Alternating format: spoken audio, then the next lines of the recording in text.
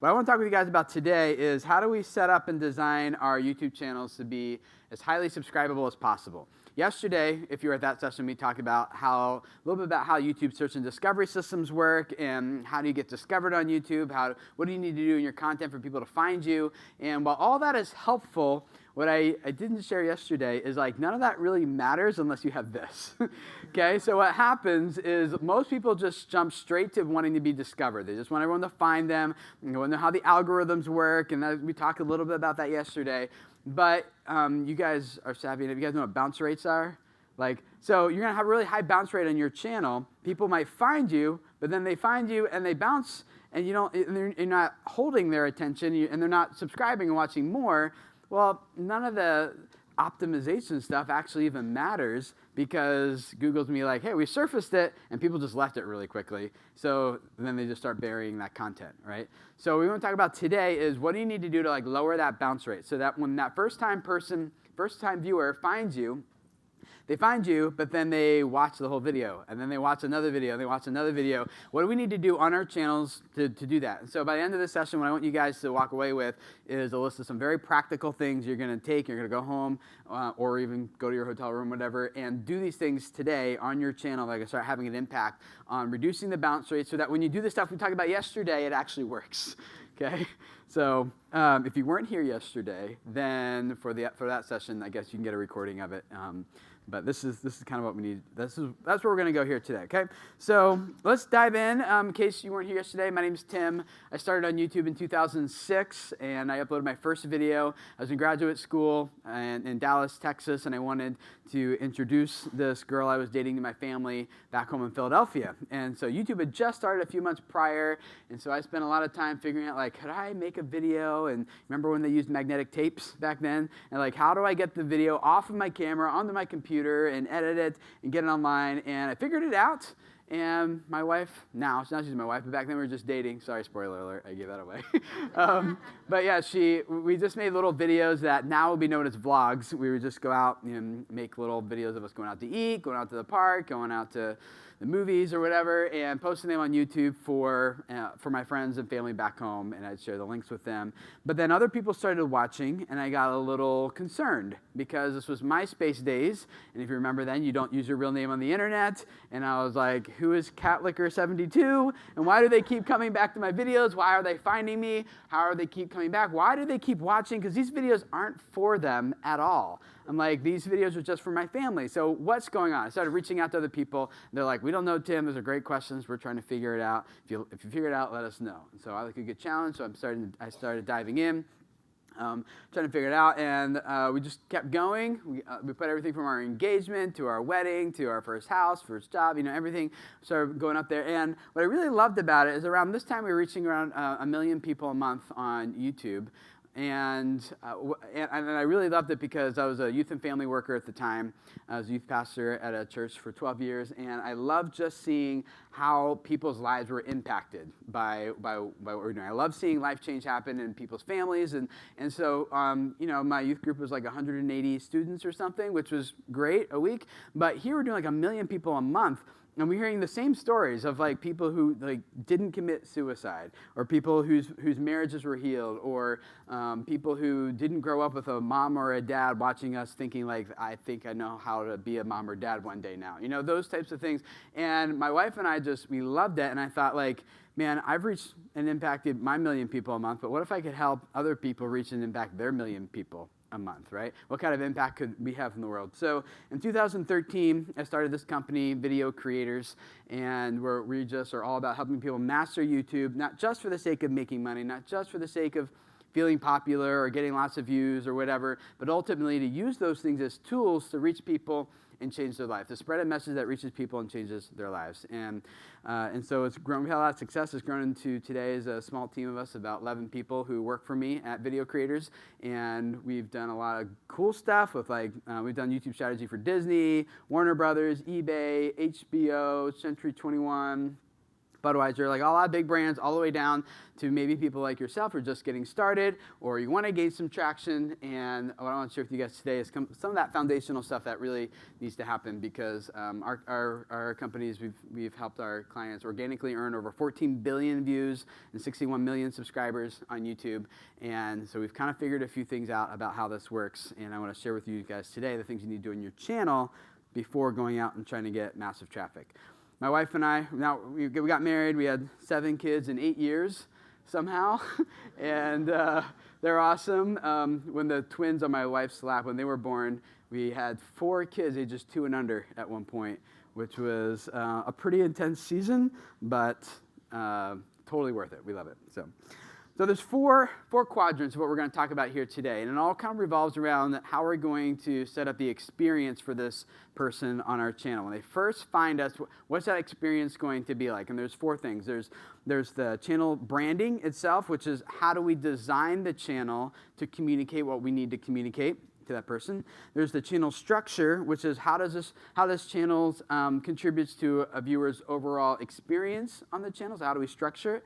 There's the video structure itself, is like how do these individual videos, how are they designed to accomplish these things? And then as well as channel strategy, which is how are we going to craft videos that pull people into the channel and turns them from a viewer into a community member into a customer. So we're going to run through all that here today relatively quickly. Okay, so let's start with the first one, channel branding. All right, now when we're looking at our channel up here, without my, I got too much going on up here. When we're looking at our channel, this is the front of my channel, youtube.com/video creators, selfless plug. And so there's a few things. The first thing that's going to happen is at the top is this header image. Now, the viewer journey is that someone saw one of your videos, and it was suggested or popped up in search, or someone shared it, and they loved it. And they're like, oh, it's really good. Is this like just a one-off video this channel happens to have? Or what else is going on the channel? Then they'll usually come to the front of your channel and kind of figure out, is this a channel that I want to subscribe to or not? After someone subscribes, they really never come back to the channel. I mean, how many of you guys subscribe to channels and then go back and look at their channel pages again after that? Yeah, maybe one sometimes. Yeah, it doesn't really happen, because so when someone's on this page, the question in their mind is, do I want to subscribe? And you see that red subscribe button in the upper right corner. If you look at YouTube Analytics, on an average channel, you'll get about 30 to 40% of your subscribers from that one button. Now, the rest of them can come through, the hundreds of subscribe buttons that spread across all your hundreds of videos, right? Like that one beneath there. You will pick up those, but a little less than half will come from this one button. So how do we design this to make it as easy for that person who just found us to want to click that button? So we start with the header image, that image right at the top. And this thing is the very first thing people are going to see on your channel, especially if they're on mobile. They're only going to see it for like a half second, right, before their thumb goes like this and they swipe down, right? So it can't be too much going on there. A big mistake a lot of people make is they will try to do like a lot of text up there, which no one's going to read.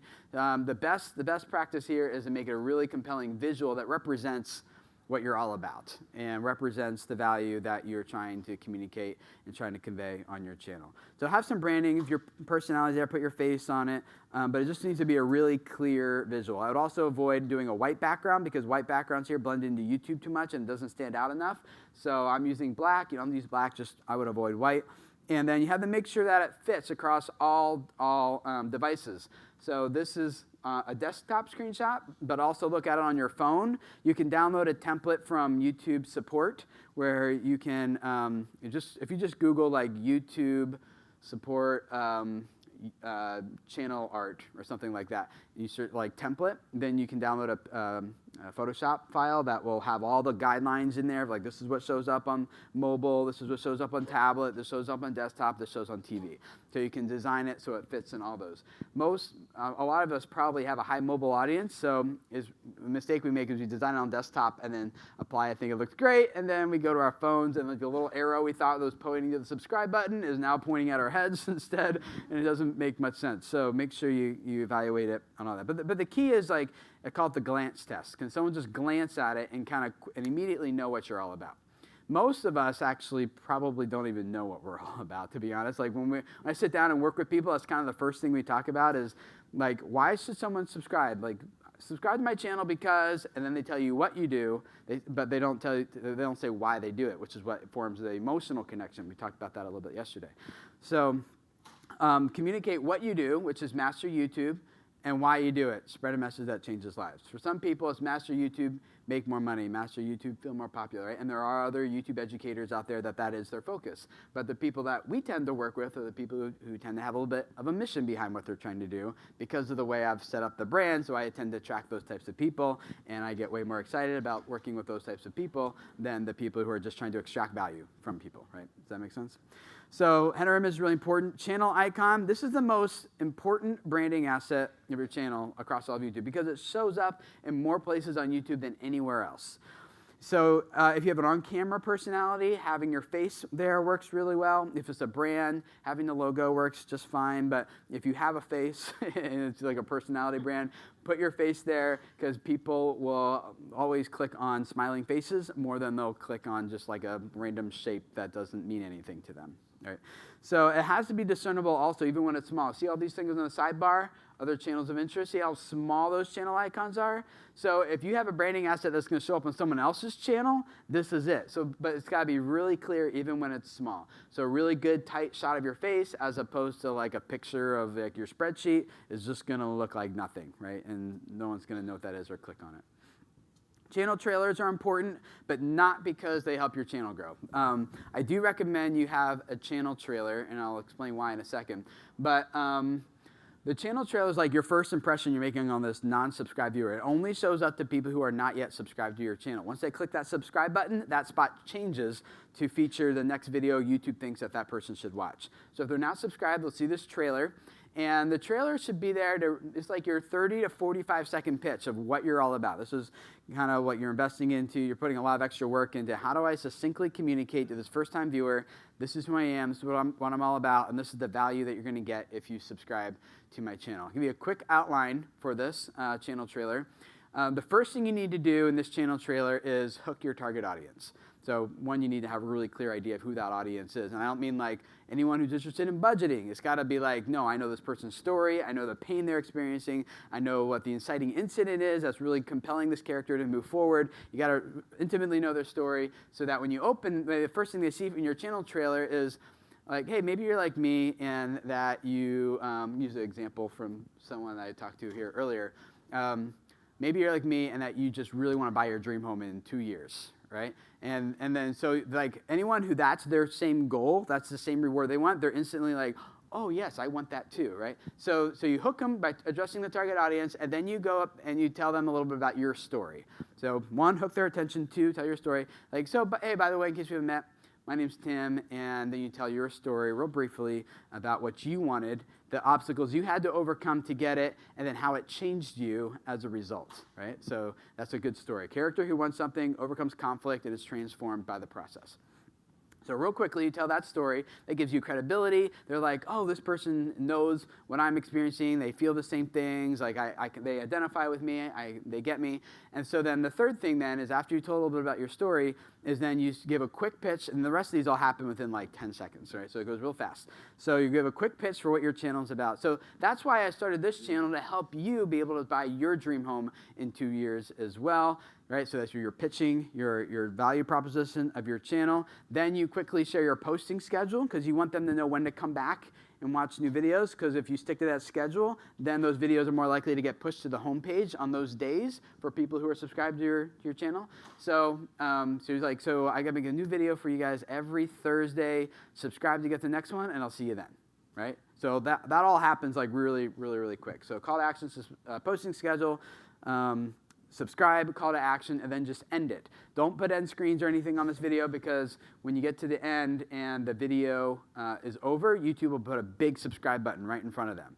But if you are instead like having like, and then do this and make sure you sign up for that and go to my website and like and pick this video next, like they're never going to get to it. So just do it, 45 seconds-ish, it's over. The big subscribe button pops up. Now, I told you that this actually doesn't really help your channel grow. You're going to do all this, you're going to post it there, and you're not going to see any difference.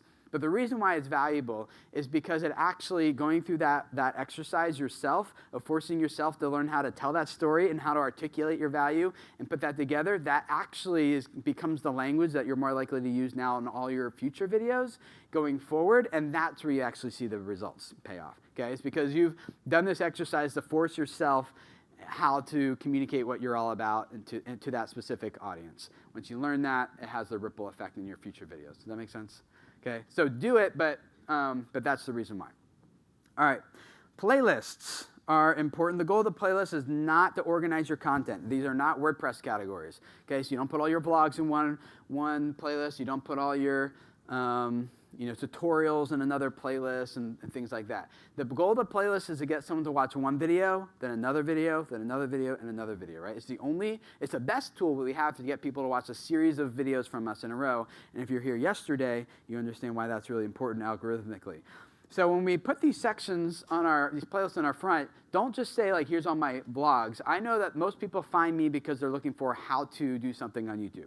So my very first section there is, look, you're looking for how-to stuff? I got a lot of recent how-to YouTube trainings here, right? And so I know that's what they're looking for. That's how they find me. I put that right up. If you scroll down, I know that people are also looking for how to rank #1 on search. So that's a playlist section. They also want to know, like, well, how do I get to 1 million subscribers? So that's a playlist section. Well, how do I make more money? That's a playlist section. Like, these are all the main things. So what people do, they're on their phone, they find you, and they swipe, and they're just skimming as it's going by, right? And so the best titles for videos and playlists, they say, here's what I'm going to show you how to do, and the impact, the reward that you're going to get from it. Because most people don't really care about the what, they care about the why. They care about, like, what benefit am I going to get? So how to position your videos to get more, or how to rank in search for more views, right? Or something like that.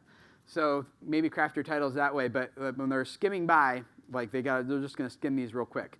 And so the goal isn't really for them to watch all these videos. It's mostly it's like a further pitch for what you're all about and your brand and what you're doing on your channel.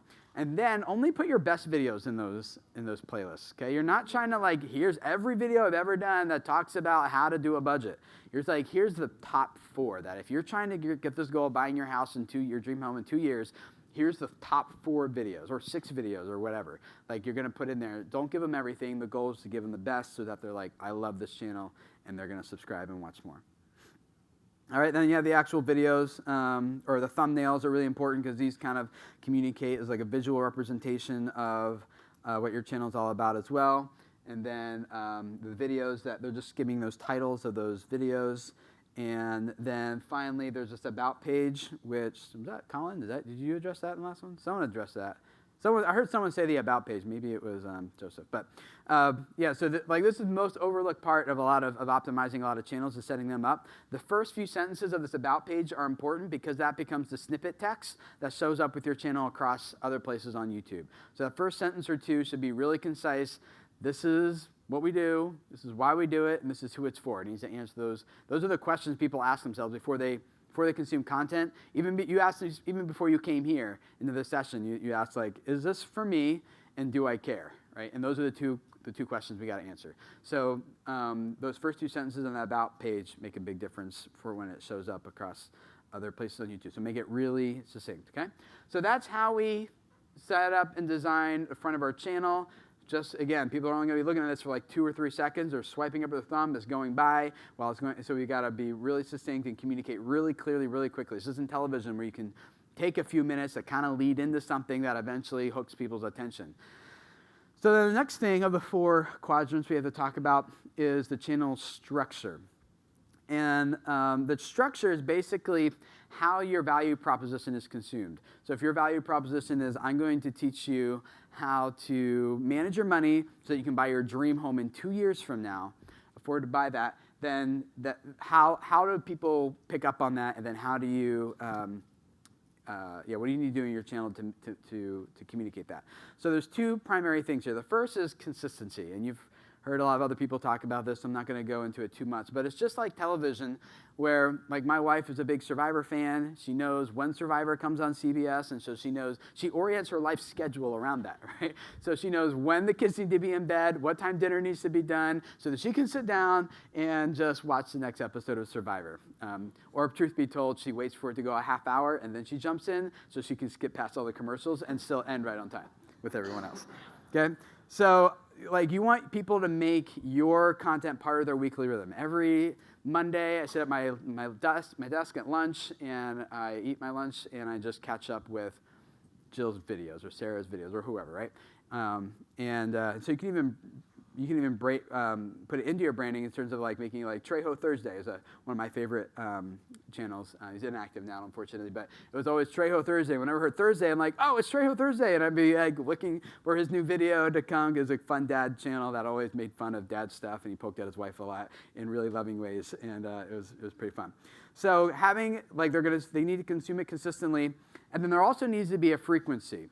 So you can't do, like, one video one week, 12 the next week, 0 the next week, skip a week or two and come back. Like, it's too random. People want to make this part of their, you want to make it easy for them to make it part of their weekly rhythm. So it's not really about how many videos you publish. It's more about just setting the expectation for what that frequency is. So there's some channels that will post 5 videos a day. And they communicate that right up front. And no one's, like, concerned, because when you subscribe, you know you're going to get 5 news videos every day and for every weekday. But then there's other channels that will post, like, once a month or once every 2 months sometimes. It really doesn't matter. Like, it's more about just communicating it so that people have that expectation and they can show up when they need to show up. Okay? So that's the structure of the channel. Now, video structure, I'm going to go through this because Colin and Joseph did a good job talking about this in their last session. But this is basically, how do you set up the content itself to set an expectation for the viewer and make it perform well. Now, it's said that the best authors are the ones who read the most books, right? And I think that's also true for YouTube. How many of you guys are, like, you're trying to create a channel on YouTube, but you're, like, how many of you guys actively watch YouTube? Okay, good. Okay, good. So how many of you guys basically just watch videos in your niche?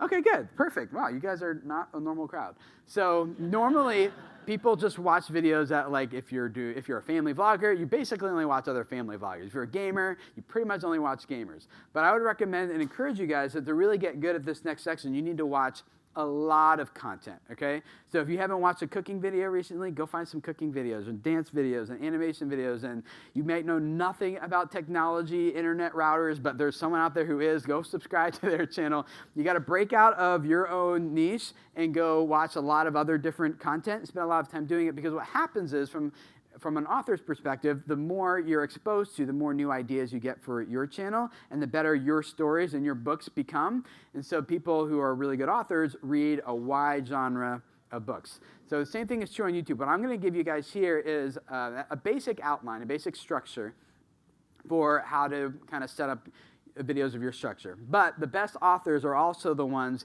who learn, like, the rules of grammar and writing and then break them.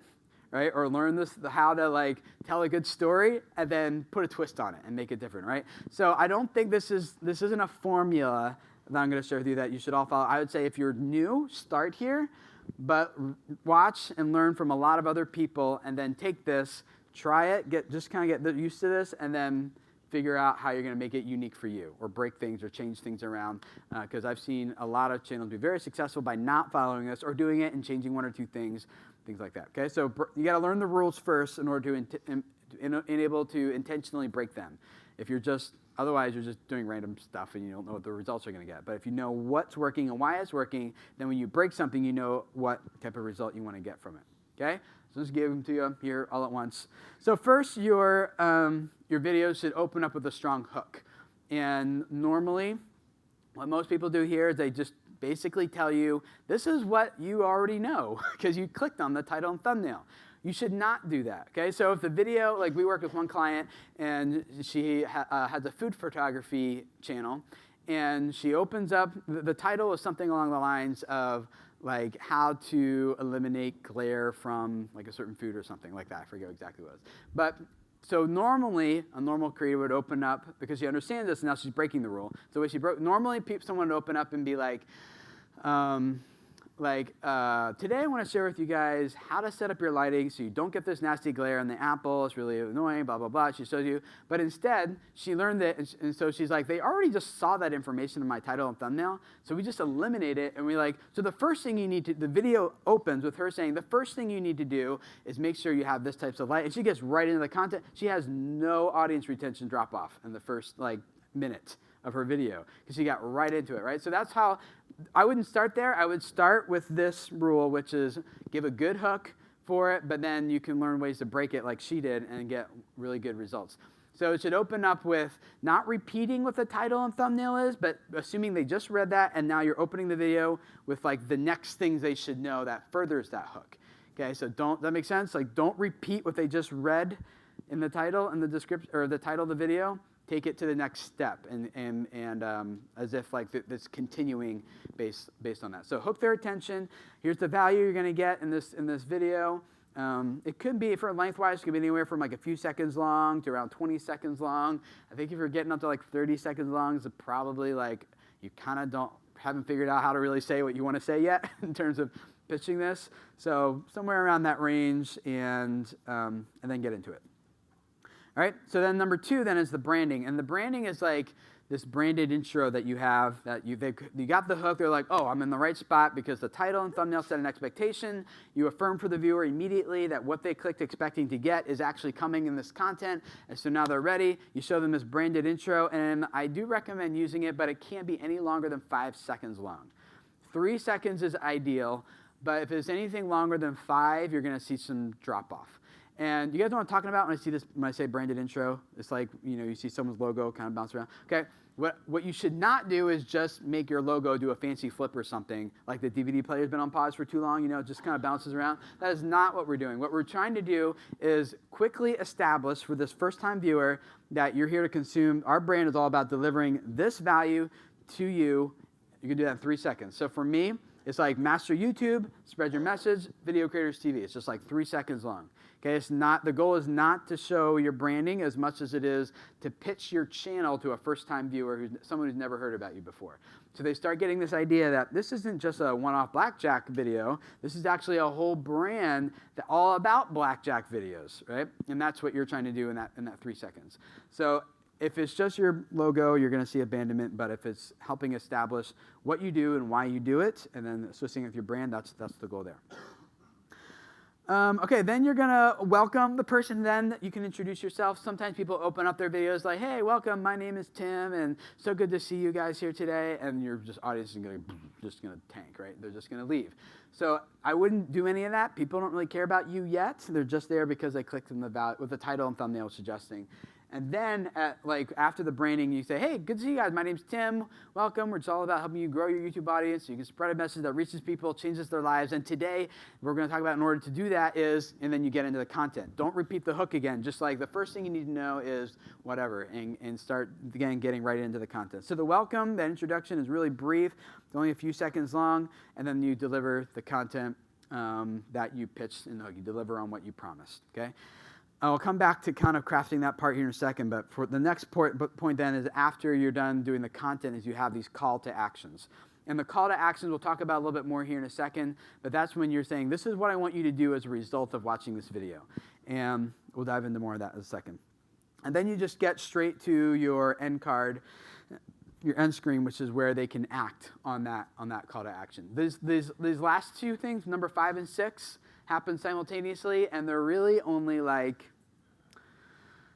the call to action is a maximum of 10, 15 seconds long. Okay, so we're not most of the bulk of this video is that content in there. Now, what some people do, the mistake is they do this without they separate 5 and 6, and so they do their call to actions and they say, hey, I'll see you guys later, see you next time, and then the end screens come on. If you look at your audience retention graphs, no one is there watching when that happens. So you're just kind of artificially attacked another 20 seconds onto your video for no reason. So you gotta they need to still be watching when those end screens come on. We'll talk a little about that in a second. So coming back to the content part, I mentioned this briefly yesterday, but I want to give you guys a challenge here with this part today, is your audience retention graphs. Are you guys familiar with those in YouTube? Raise your hand if you don't know what I'm talking about. Okay, good. All right, so those of you who don't, audience retention graphs on YouTube are in your YouTube analytics. You can see exactly how the audience is responding at each point in your video. So you can see this one, every video starts at 100%. Sometimes they start at like 102%, but that's, if it goes up, that means people are going back and watching it again. Like, so they click play, and then maybe they turn their head or something, and they come back and they're like, oh, what happened? And they go back and rewatch it. Okay, so if it goes up, that means people are rewatching that, and that could be an indication that, like, oh, this part's confusing, or this part was hilarious, or this part was like whatever. You know, you study that. And then there's parts of you see they drop off at the end. They're like, oh, this video's over. We can be done with this, and there's no more additional value coming. So we worked with one client, and he was, we noticed our team we do a lot of this data analysis for people on their channel, and we noticed that whenever he would say the word module, like, bloop, people would just leave. And he'd say it again, bloop. And so we would just say, like, stop saying the word module. And so he did, and his audience retention graph started like evening out, right? He got more watch time, he got more sessions, and so his channel started growing. Now, it's not always that clear and cut, you know, sometimes it is, but the challenge I want to give you guys with this is to go back and look at your 20 most recent videos and study these graphs on all of them. Okay? And what you're looking for is the patterns. What are you doing that's causing abandonment? What are you doing that people are going back and rewatching? And maybe it's like, maybe it's not necessarily that, you know, like, let me take a guess for some of you guys. Maybe you start showing an Excel spreadsheet in one of your videos, you're walking people through a budget, but it's way too small to see on mobile. And all of a sudden it just goes down at that point, right? You start losing your audience. And people can't see the numbers because you got to like zoom in on or something. But those are the types of patterns you want to look for. The friends that I have that are top tier creators, the ones that have millions of subscribers and doing hundreds of millions of views a month, they know these graphs very intimately. In fact, they have it down to a science. My friends who have a couple million, J House Vlogs is what I'm talking about. His name's Jeremy. He was editing his videos for 2 years, studying every retention graph before they actually took off. They were doing this for 2 years trying to, but it was when he finally learned what was holding people's attention, what was causing them to leave, that their channel took off and went to millions of subscribers. And he can tell you exactly how long he can talk for before people will leave, how many seconds his wife can talk for before people leave, how many seconds they can go without cutting and showing one of their kids before people leave, how many seconds they can use a certain music track before people, and then they know like what the next music track, like what kind of genre that should be in order to impact the whole people's attention. He knows everything second by second. It's a science. How many of you guys know who Grant Thompson is from the King of Random? Some of you guys, yeah. Unfortunately, he had an accident and just passed away a few weeks ago, which has been a big hit to a lot of people in the YouTube community, including myself. He was a really good friend and a client of ours.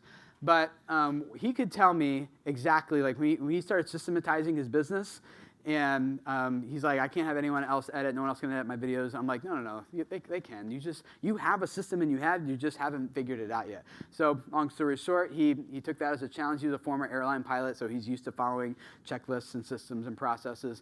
And so his SOP, his system for editing one of his videos is 82 pages long, right?